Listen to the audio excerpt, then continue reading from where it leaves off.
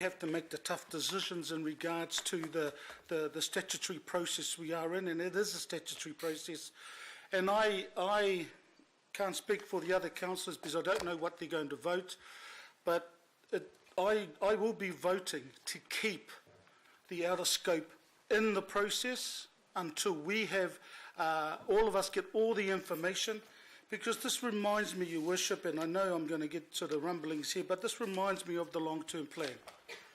It reminds me because there are councillors that are at least being identified by Bernard as going to vote this outer scope out are really basically the same people that voted the long-term plan against it, but are reaping the benefits as a result of the few that ended up doing. Bearing in mind, it was all around the whole region. It wasn't just one, it was the whole region. So, Your Worship, I got no problems in saying that I will be supporting the outer scope going through there, as I did with the long-term plan. Thank you.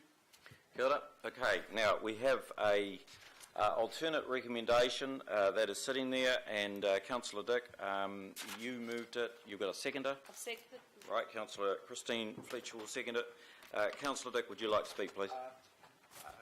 I think that what I'd rather do, and I think this is what I was advised by your office, is that we're going to vote on this first, on your recommendations. If that is carried, then mine lapse. Yep. If yours don't carry, then mine come to the... So speak for yours and speak against. Let's finish this debate on your recommendations, and then we'll see what happens. Yeah, well, well, you can be very confident, Mr. Well, surely. It's basically put it there to enable you to debate it, but if you don't want to debate that, that's fine. Right, are there any other speakers? It's a foreshadowed. Councillor Bill. Yes, thank you, Mr. Mayor. This is a process issue. It's how we are working with the independent hearing commissioners and the unitary plan process. If we do not participate around that table, we do not have a voice, or our voice is severely hamstrung. We also need a reality check. There is growth occurring in all sorts of areas. Yes, there's some in the leafy suburbs, the beautiful leafy suburbs. There's some on the far outflung areas in Rodney and also Franklin. Andy Baker explained to you that the Franklin ward, 63,000 last census, heading to over 140,000 by 2040. There are 16 subdivision developments happening right now in Franklin with over 500 houses in each, and some of them are forecast to go to 4,000. This is a problem of Auckland's proportions. We have people in parts of the south with a family per bedroom, living in caravans in some cases, living out of cars. You've all seen the publicity. We're a modern city, and this is a disgrace. We need to build more houses. Now, if some of the third story and 5% more coverage isn't acceptable, well, let's hear that. Let's discuss that further as a parallel process, and that may engage us as a series of discussions alongside what's been done by the IHP. But to remove our evidence is fraught, foolhardy, and removes us from the process. And I don't believe for 1 minute that the government will stand by and let us walk away. There's a real risk here that this council becomes impotent in the independent hearing panel's process. We need to be at that table. Bill? Right, good. Councillor Arthur? Yeah, thank you, Your Worship. I'm not here to criticise anything that's been said. I've listened all afternoon to what's been going on here. I just want to say this, that I'm elected as an independent councillor for the people of Auckland, all of Auckland, not just my ward. We've heard our young people today pleading about the problem they are living in right now, and they'll be the ones that will have the children and grandchildren in years to come. The situation is quite serious. We've heard also that we have a serious problem of housing in Auckland that has to be addressed. What I do know is the fact is if it doesn't suit, you can still vote against this in the future. You can go and make your plan.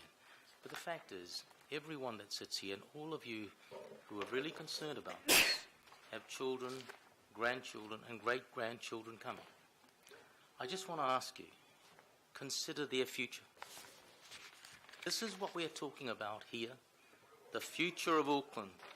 No, it is the future of Auckland. We have to make the decision and put it away as not being selfish for what we are now. All of us. That's what we all have to. We have to seriously look at what we're doing. And the young people have given us a strong message for us to think about and consider their futures. Auckland, as you know, is not going to stop growing. It is not going to stop growing. It continues to grow, and the demand for housing is going to be there all the time. And no doubt in my mind that 50% of this country will live in Auckland. No doubt. So I'm just asking you to consider all that, because I will be supporting this on that basis. Thank you, sir. Perfect. Councillor Sharon. Right, okay. As far as affordable housing is concerned, in a lot of the leafy suburbs, they'll never be affordable. I mean, you can go and buy a 2-bedroom unit in Howick, Pakuranga, nothing flash, for just under $1 million. And that's what it's all about. Now, what we should be doing and what we should have been looking at is we should have been looking at intensification. I haven't got anything against intensification, but it should have been along the rail corridor. Now, for our young people, I'll tell you what, we've got just an example. Having a look at, if you look at the maps, you'll see that Middlemore hasn't got any real intensification around it. And yet, well, it might have some, but it hasn't got a lot. But that would be the type of place that you should have intensification.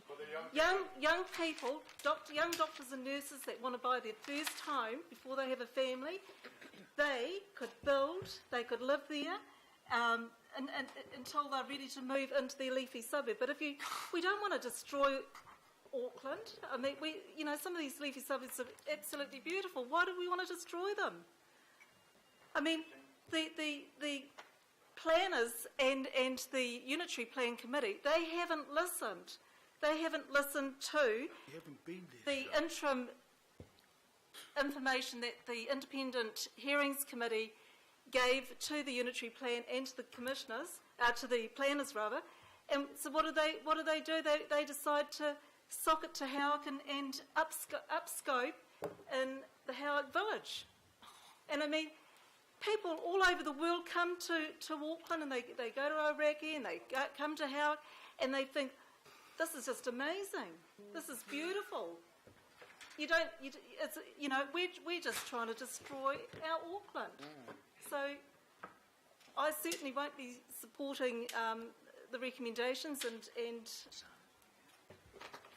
it is.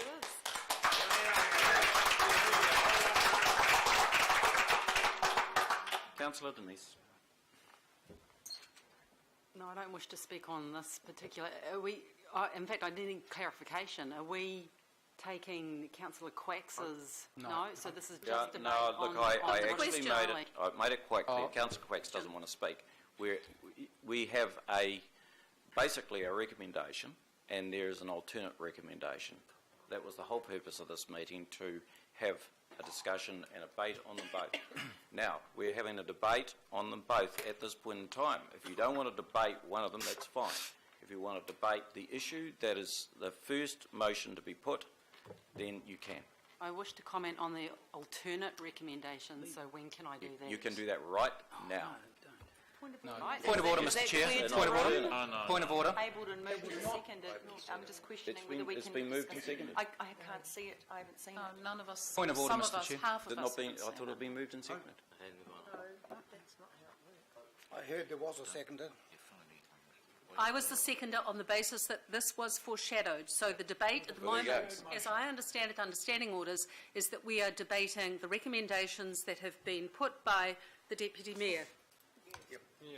And Wish to vote on that, and then. So I move the question be put. I'll second that. Thank you. yeah, look, the discretion is mine, and I want us to have a debate on them both, and you can debate them both. So, look, Mr. Mayor, that may be your discretion, but your office told me before lunch that this is the way we're going to do it. We were going to discuss your motion, and then whether it was won Well, or lost, we were going to have the foreshadowed motion. look, now, if I can't look, rely, hang on. if I cannot rely Order, on please. your office to give me good Look, information, just calm down. Calm down. How I So, calm down? so what? Just tie ho. Okay. Now, so what I am basically offering you the opportunity to debate them both at the same time. If you don't want to, then I will continue the discussion as if you don't want to talk. That's fine. We will have a debate and vote on the recommendation as it presently stands, and then if that carries, that will be the end of the debate. If it doesn't, then we will carry on. Thank you. No, sorry, I need clarification again. Are you allowing debate? Yes, I am. Ultimate. Yep, I am. But you're indicating that people don't want to speak to that. Yeah. So will they be able to speak after this does or does not fail? If it does not fail, then yes. If it does fail, if it does fail, then yes, you will. If it does not fail, then away we go. Point of order, Mr. Chair. Right. Point of order. Procedural motion 1.67. Councillor Fletcher has called for a closure motion. It rules that the chairman may accept a closure motion where there have been at least two speakers or for or two speakers against, or he or she considers it reasonable to do so. So I believe that it is reasonable to now call that closure motion, unless there are others that have indicated. I'm sure the rest of us will be happy for them to speak, but it seems like there's not a long queue, and I think you should consider that closure motion very seriously, because I think it is now reasonable, that proposal that the closure motion be put. Yep. Look, my choice as to whether it's reasonable or not. If there are any other speakers on this, I'd be happy to hear those, and then we can have a vote. Right, are there any other speakers? Councillor, right, just go through that. Let's get the list. Councillor Linda, Councillor Callum, Councillor Chris. Yes? So you turned down that procedural motion, is that true? On the grounds that it is reasonable for us to continue taking one side of the debate. The voters and the discussion. You don't want to speak. Right? Councillor Cooper. Thank you. I just have to say something first, that it's very difficult to sit here listening to somebody saying something that they know is not true and was presented to them only yesterday, the day before, which was the Howick zoning maps. We looked at those maps. There's hardly any change whatsoever. And I feel really strongly that that shouldn't be represented as miles of upzoning and ruining of heritage, because we also were told... Point of order. On the same... Point of order. I was also told on the same day by the staff... What's the point of order?